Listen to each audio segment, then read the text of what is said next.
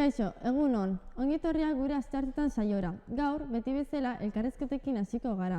Eta gaur Josebak ekarriko dugu. Kaixo, Joseba, zer prestatu duzu? Kaixo, Andrea, gaur Aitor Etxebarria Zarraga bertsolaria ekarri dizuegu. Eta bideo batekin aurkeztuko dizuegu. Eta hoxe izan da gure elkarrezketa. Gaurkoan Aitor Etxebarria Zarraga dago gurekin. Gernikarra da, Gaztaroan futbol profesionalean aritu zen eta fisikako ikasketak burutu zituen. Egun matematikako irakaslea da bigarren hezkuntzan, baina gurera bere pasioarengatik etorri da. Bertsolaritza. Gaurkoan gurekin Aitor Etxebarria Zarraga. Gaurkoan gurekin Aitor Etxebarria Zarraga dugu. Egunon, Aitor. Egunon. Despistatuaren bat balego, azaldu iguzu lehendabizi zer den bertsolaritza. Bueno, bertsolaritza berez da bapatean improvisatuta zerbait esatea, baina metrika, neurri eta errima zehatz bat erabilita. Oro har erabiltzen den metrika izango litzateke silabaka zenbatuta, 10-8, sortzikoetan errimatuz, edo bestela 6-6, seikoetan errimatuz. Horrela motzean esan da. Nola hasi zinen bertsolaria izaten? Derrebote pixkat, berez bertsotan daramatzat 3 urte terdi edo esan daiteke.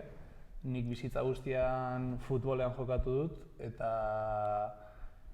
21 urterekin edo zaletasuna baneukan, eta kuadriako bat Gernikako bertso eskolan zebilen, eta esan zidan, animatu zaitez, jake zaletasuna daukazun eta animatu zaitez.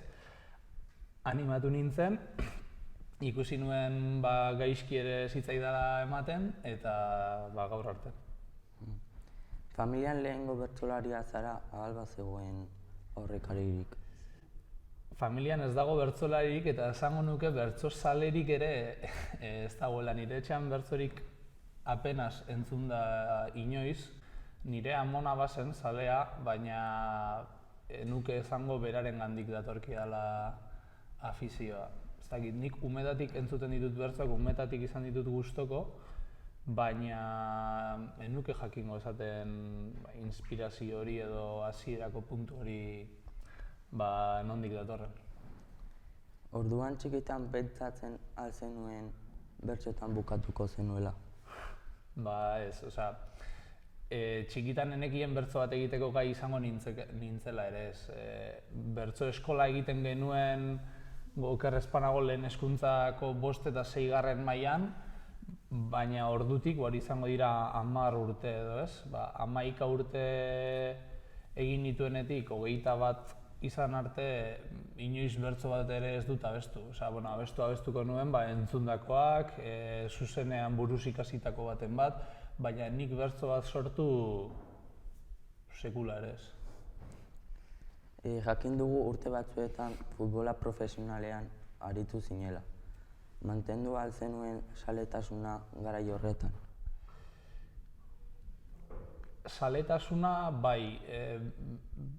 Futbolari eskaini behar zaizkio ordu pila bat. Ni futbolean nengoenean, serioki esan daiteke 16 urtetik aurrera, bizi nintzen seminario, residentzia batean, atletikeko juveniletan eta egon nintzenean, orduan horrek exigitzen zuen ordu pila bat futbolean ematea, eta gero ikasketetan ere nahiko ikasle ona, esan daiteke, nota onak ateratzen dituen ikaslea izan naiz beti, eta bertsoak nire bizitzan zeukaten espazioa zen, egunen batean YouTubeen edo interneten ikusi nezakeena, edo noizean behin saioren bat ikustera joatea, baina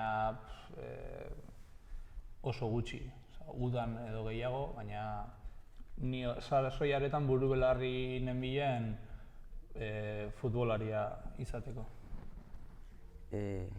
zenbat denbora eskaintzen diezu bertsolaritzari? Hori pixkat depende. Egia da, hasierako urte bietan eskaintzen niola apur bat gehiago. Ni futboletik nator. Eta ni futboletik nator, orduan. Futbolak eskatzen du disiplina bat, astean 4 alditan entrenatzekoa gutxienez, gehi partidua. Orduan, naiz eta bertsoak berez zerikusirik ez daukan kirolarekin edo konpetentziarekin, nik nire burua bai ikusi dut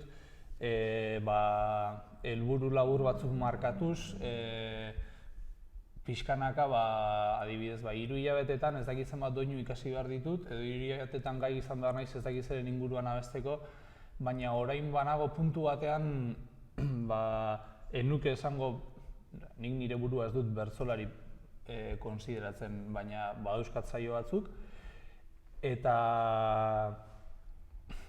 nago puntu batean nire entrenamentua ez den bertso teknika mejoratzeko, baizik eta gehiago zer esan nahi dudan hori bilatzeko.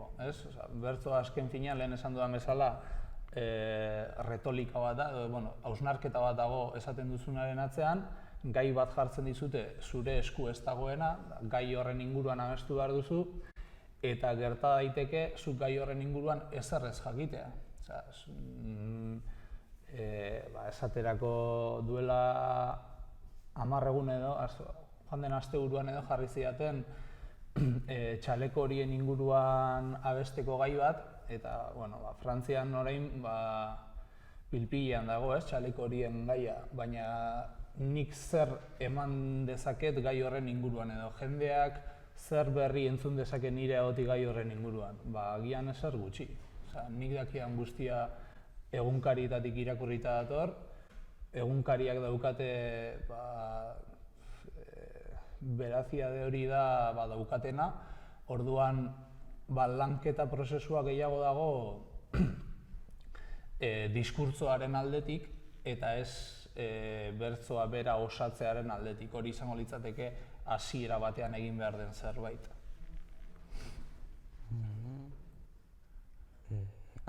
Gaur egun bertsolaria izatea gain zertan ematen duzu zure denbora?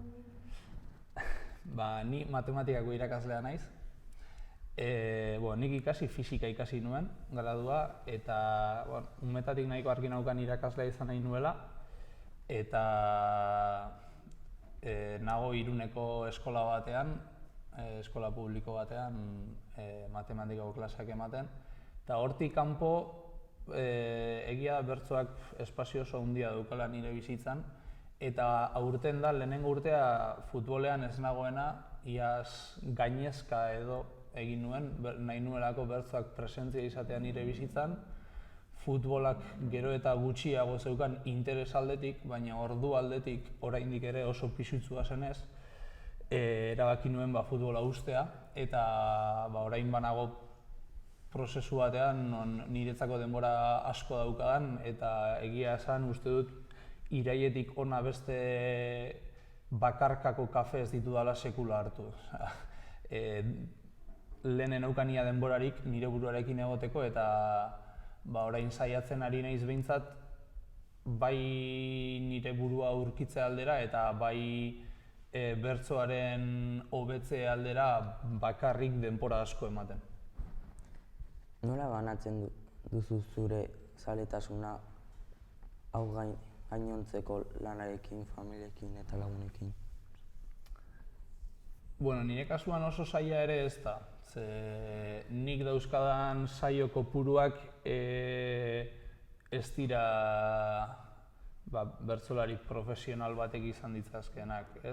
Bertsolari profesional batek agian ostiral gauean abesten du, larunbat eguerdian, larunbat gauean eta gero berriro igande goizean. Eta zure familia edo zure bikotea edo anaia edo dena delakoa lanean edo eskolan baldin badago astelehenetik ostiralera eta zuk asteburua kanpoan pasatzen baldin baduzu, hori uztartzea agian zaila izan daiteke. Baina nire kasuan nahiko erraz daramatze nire saioak justo urtarrilean badauzkat 4 saio, baina gainontzean hilabetean igual behin abesten dut edo udara igual zerbait gehiago, baina ez da zerbait gehiegizkoa. Zein esango zenuen izan daitekela bertsolari batek bertsolari izateko izan daitezke zailtasun handiena? Zailtasuna, gaur egun zailtasuna handiena da konpetentzia, ez? Garai batean, 20-30 urteko epe batean, bertso eskolen gorakada nabaritzen da pila bat, ez? Herri guztietan daude bertsolariak, bertsolari txarrik apenas ez dago, orduan hor ona edo elitea bilatzea gero eta zailagoa da, ez? Nik zoritxarrez edo zorionez futbolean pila bat urte eman ditut eta futbola hain internazionala da adibidea jartzeko beti futbola erabiltzen dudala gauza guztiak azaltzeko. Eta futbolean adibidez, herri guztietan gutxienez adin bakoitzeko talde bat dago. Donostian egon daitezke agian 15 talde, adin bakoitzean. Zu Realeko langile bat baldin bazara, nola aukeratzen duzu horko onena?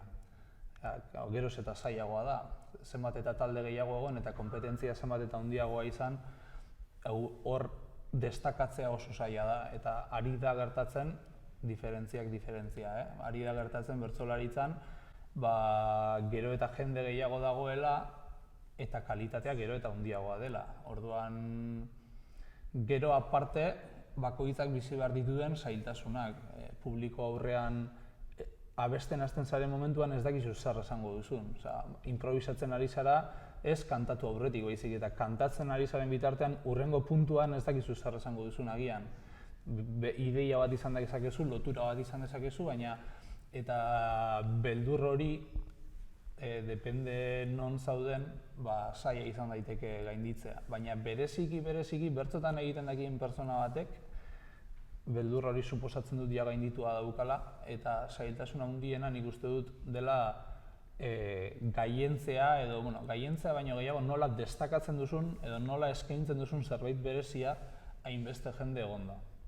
Hori izango litzateke agian puntu zailena. Bertsolaritzaz bizitzea zaila al da? Bizitzea? Ezinezkoa. Bertsolaritzaz biziko dira 5 bertsolari, gehiago ez dut uste, gehienak hedabideetan egiten dute lan edo batzuk kazetariak dira, beste batzuk noizbehinka artikuluak idazten dituzte, nahiz da kazetariak ez izan, baina gehiengoa esan daiteke bertsolaria gaur egun kultur eragilea ere badela. Orduan bertsolari izateaz gain hedabideetan daukaten presentzia gero eta handiagoa da edo kurtsoak ematen dituzte. Gero badago irakaslea denik ere, Aitor Sarregi irakaslea da, Jon Euria irakaslea da, eta horrek badira bertsolariak gaur egun Euskal Herriko 20 onenen artean daudenak, Aitor Sarregi final askotan egon da. Eta horiek agian bizi aldira bertsoaz, baina bizi aldira abesten duten heinean. Urteren baten saio kopurua jaisten baldin bada agian ez. Orduan zenbateraino bermatzen dizu bertsoak bizi ahal izatea oso gutxi, batzuei bakarrik. Zeintzuk dira zure bizipen ona bertsolaritzan eta zein eta gogorrenak? Onak, gogorrak asko egon dira. Bakarrik 3 urte eta piku daramatzat bertsotan, baina egia da nola oso zalean nintzen eta nahiko harin harrapatu nuen bertsoaren dinamika eta nahiko harin hasi nintzen saioak izaten. Gogoratzen dut nire lehenengo saioa ni Gernikarra naiz eta nire lehenengo saioa izan zen Alegin, orduan bizkaitar bat Gipuzkoara bertsotan eta Alegin badaude bertsolari oso onak, sartu gintuzten soziedade batean afaltzen eta ni nengoenan nire nobato itxura guztiarekin nire agurra pentsatzen, agur labur bat, eta nirekin abestu behar zutenak hasi ziren agurra errepasatzen eta 8 puntuko agurrak, esan nuen, gaur sufritu behar dut hemen. Eta gero ondo pasatu nuen, eta momentu onak dira, momentu horietan ez duzunean uste aterako zarela, eta bapatean lotzen dituzu 3 puntu jarraian bukaera sartzen zaizu, esaten duzu, jo.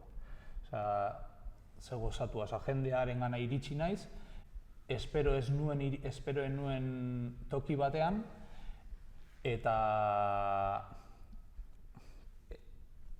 zure gratifikazio puntu hori iristen da, ez? Benetan lortzen duzunean, jendeak ulertzea zu esaten ari zarena, edo jendeari grazia egitea zu esaten ari zarenak. Gogorrena nik uste izan dela aurten lehenengoz Bizkaiko txapelketara aurkeztu naiz, aurten ez, iaz. Apirilean, orduan bakarrik 2 urte bertzotan neramatzan, eta prestatu nuen kontzienteki nahi nuelako sailkatu hurrengo fasera, eta egon nintzen, ez nuke esango nahi beste prestatu nuenik, ze garaiaretan oraindik futbolean nenbilen, eta lanean Bilbon, eta bizi nintzen Donostin, eta bidean pasatzen nintuen pila bat ordu, baina nahikoa prestatu nuen saio txukun bat egiteko. Eta urduritasunak hartuta, barrenak neuzkan ja buelta eman da, ahotsa esitzaidan ateratzen, bota gurean neukan, eta sufritu nuen, ez nuen ezer gozatu. Esaten den bezala, adibidez, futbolean, ni futbolean partidu garrantzitsuak ere izan ditut. Atletiken egon ginenean Errege Kopa jokatzen genuen, eta Bartzelonaren aurka jolasten zenuen, edo Bigoko Zeltaren aurka, baina inoiz ez dut sentsazio hori izan, nire gorputza blokeatuta sentitze hori. Futbolean, ni beti izan naiz, nahiko persona lasaia. Nik esaten nuenean taldean, gaur nahiko urduri nago esan nahi zuen, siesta ezin izan dudala gota, baina gauean 8 ordu tiradan egiten nituen lo. Jendearekin konparatuta oso persona lasaia. Baina bertzotan txapelketa aurreko egunak eta ezin gestionatu hori, nik uste dut izan dela gogorrena. Egia da, bapatekotasun horrek ematen dizula, jausteko arrisku horrek ematen dizula benetako beldurra. Futbolean, aparte bakarrik ez zaudela, zu gaizki egiten baldin baduzu, badauzkazu beste 10 taldekide, gutxi gora bera beti berdina egingo duzu. Baina bertzotan jausteko arriskua oso handia da. Gai bat ez baduzu menperatzen, zerbait esan behar duzu, ez baldin bazara esateko gai, nik egun horretan gogoratzen dut, ez nuke errepikatuko egun hori sekula, ez diot desio inori. Zer esango zenioke zure berdina egin nahi duen norbaitik? Nire berdina bertzotan baldin bada, segi dezala. Nik bertzotan askoz gehiago disfrutatu dut, sufritu dudana baino, argi eta garbi. Nire berdina baldin bada nik egin dudan guztia,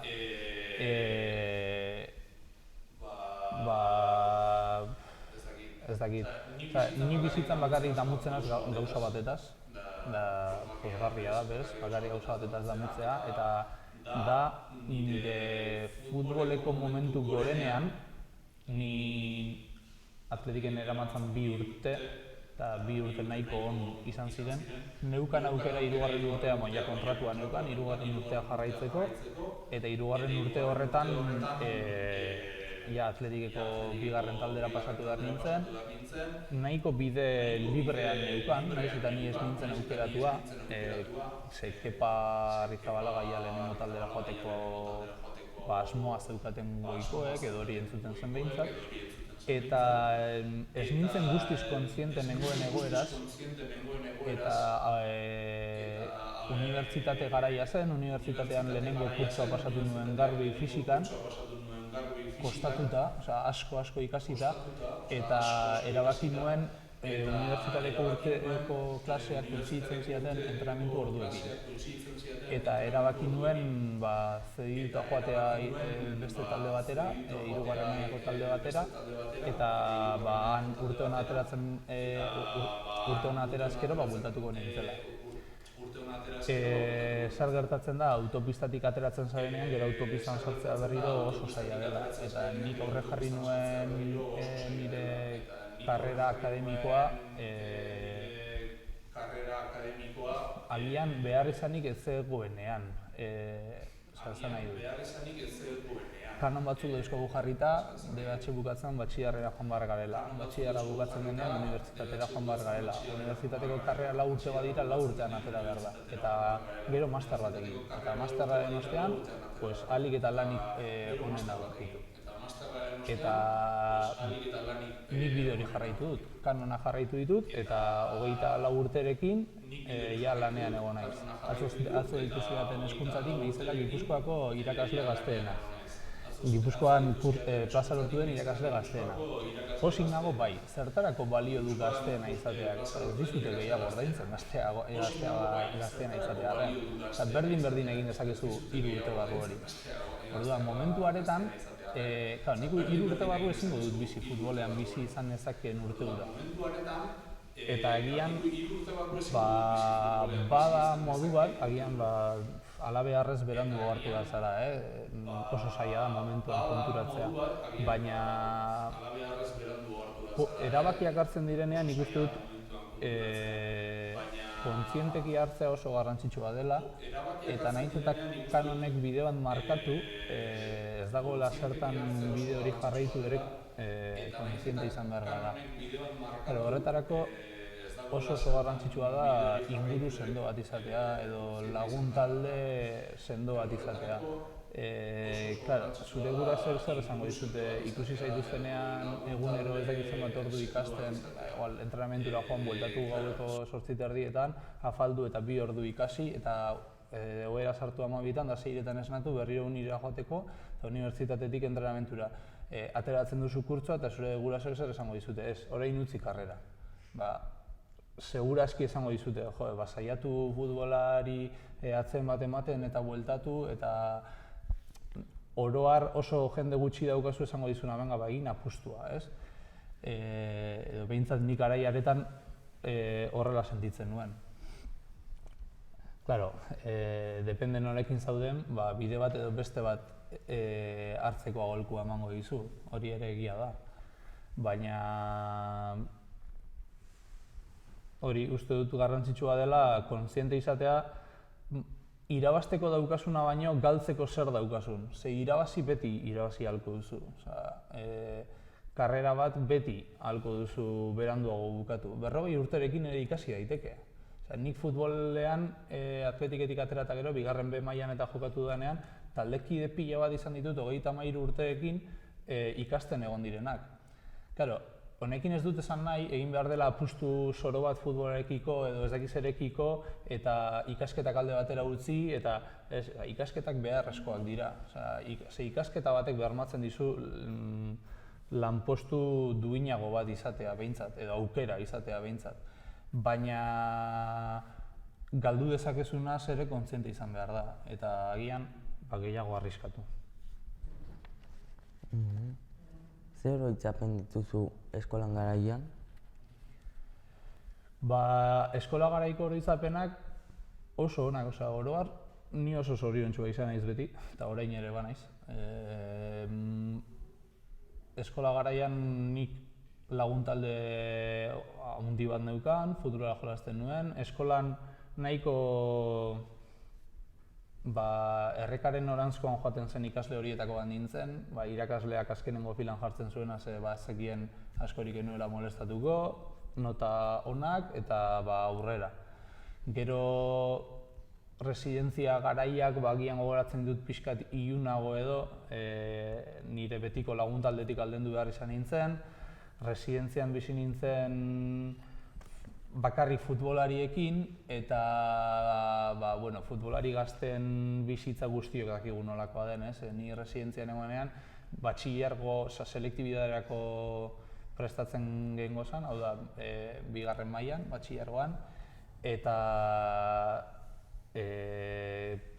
nire taldekideen ordutegiak ziren, geratzen ziren gauero pelikula bat ikusten goizaldeko ordu biterdiak 3 arte, hurrengo egunean esnatzen ziren, ez ziren joaten klasera, gozaltzen zuten da entrenamentura joaten ziren, eta ni eta beste 3-4 kenduta, nik argi neukan futbolari izan egin nuela, baina ez ikasi gabe edo ikasketak alde batera utzita. Eta agian beti pentsatu izan dut, residentzian nengoen urtean gehiago ikasi duela nire bizitza guztian baino, ze nire taldekideek izaten zituzten afizioak zen nirekin bat. Eta askotan gelan egoten nintzen seriak ikusten, pelikulak ikusten, edo Bilbora joaten nintzen, baina nahiko agian hor ere bertsozaletasuna hartuko nuen, nahiko ez bakartia, baina bai errekaren noranzkortan futbolarien bide horretatik pixkat aparte bai sentitzen nintzela. Ni eta beste 4-5 ginen taldean ikasketei garrantzia ematen genienak, ez? Nik ez daukat nire burua ere, ez dakit, enpoioi bat ere ez naiz izan, ni juergan atera naiz gaztetatik, lagunekin, ni kalekume bat izan naiz beti egon naiz kalean, baina gauza bat da kalekume izatea eta beste gauza bat da burugabe bat izatea. Nirekin residentzian bizi zirenen 70% ez da futbolaria gaur egun. Agian ni baino gutxiago iritzia, eta ni ez naiz iritsi ere guztiz profesionala izatera. Orduan, eta lagunak ditut, eta non daude lanean, alduten tokia. Orduan,